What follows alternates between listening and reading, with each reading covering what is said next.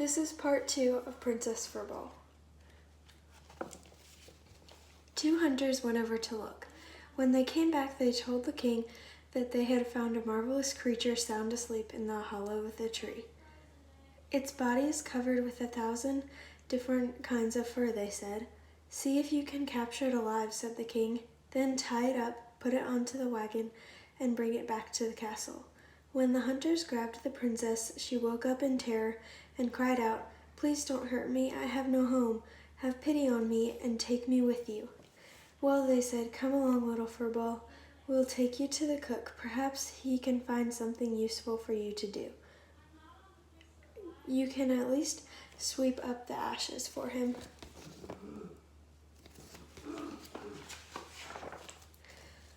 The hunters put Furball into the wagon and drove her to the king's castle. There they showed her an old woodshed where daylight never entered. "Furball, you may live and sleep here," they said.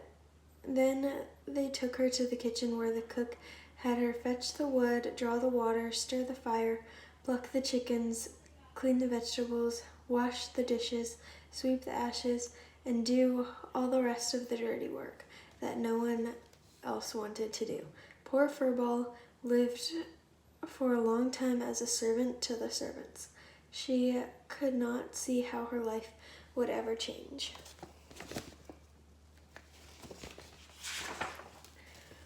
One day, Furball heard that the king was giving a ball at the castle. "Please," she said to the cook, "may I go for a little while to see the guests arrive? I promise you that no one will catch even a glimpse of me." "Go," said the gruff old cook, "but be back in half an hour to sweep up the ashes and put the kitchen in order." Furball quickly took her smoky oil lamp and darted to her little woodshed. She washed the soot and ashes from her face and hands and undid her hair. Then she opened the first walnut shell and took out the dress that was as golden as the sun. Its glow lit up the whole woodshed. As soon as the princess was ready, she slipped around to the front of the castle and entered the great door as a guest. No one recognized her as Furball. The cinder maid of the kitchen, the doorkeepers thought she was a princess from another country, and they bowed to her as she entered. They quickly told the king of her arrival, and he hastened to greet the princess and led her out to dance.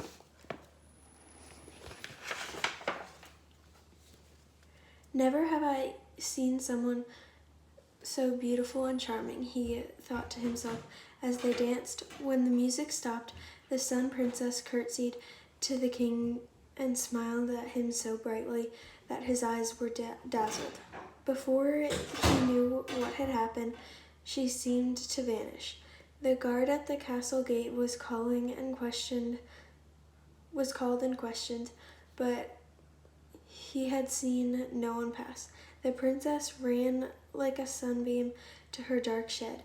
She took off her gleaming dress and put on her fur coat, smudged her face and hands with soot, and was once again Furball.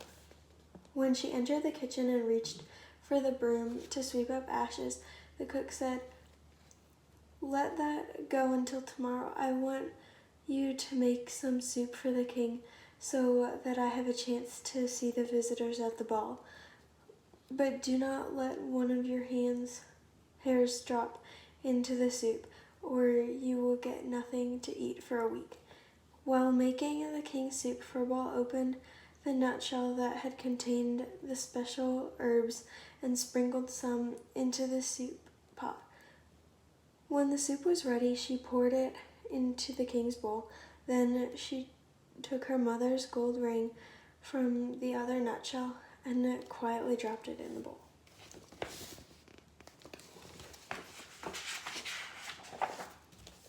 After the ball was over, the king called for his supper and declared he had never tasted better soup in his life.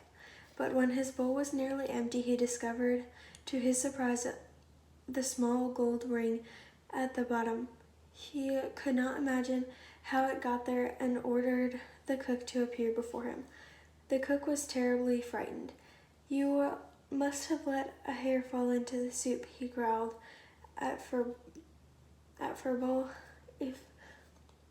If you have, I shall give you a good beating and nothing to eat for a week."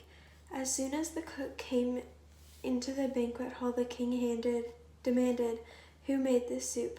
I made it, sir," faltered the cook. "That's not true," said the king. "This soup is much better than any you have ever made."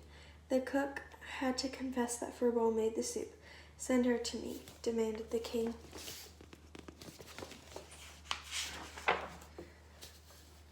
In no time at all, Furball appeared, all covered with soot and stains.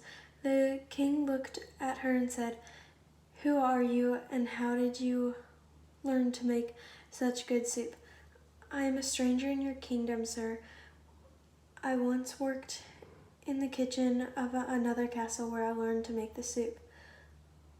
"What do you know about this ring which I found in my soup?" the king asked. But Furball only looked at him and would not answer. When the king found he could learn nothing from her, he sent Furball away.